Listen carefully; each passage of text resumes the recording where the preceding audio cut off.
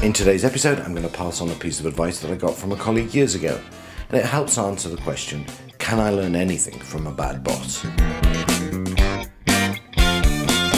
At some point, we're going to get a boss we don't like or who doesn't like us and we can't get on with. You'll move on or they'll move on. At that moment in time, it can be tough. And so the question is, if all else fails, what can you learn from the situation? Let's just spend a minute on the bad boss idea. I think you really need to define the criteria that you're making this decision with. So look, here's some of the things it might be. They don't like you, they're too hard on you, they make stupid decisions, they say stupid things. The list can go on. But at the end of the day, you really need to stare at that list and say, is this them or is this me? If they're saying sexist, racist, or offensive things, then it's clearly wrong. You don't need me to explain that.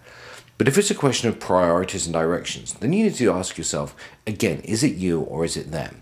And at the end of the day, even if you don't agree with them, at some point they're the boss and you need to execute the plan. By the way, if you look at episode 6 I did a few weeks ago, I talked about what to do if the big boss doesn't like you and some ideas on how to fix that or what to do next. But assuming you do all of that and it fails, is there anything you can learn from the situation?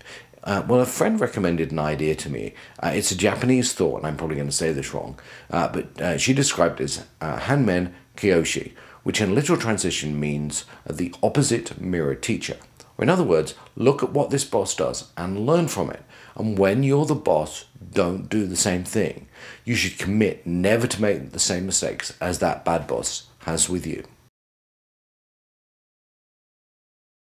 Bottom line here is that we all have bad bosses at some point in our careers. The least you can do is learn from it and not repeat the mistakes when you have the opportunity.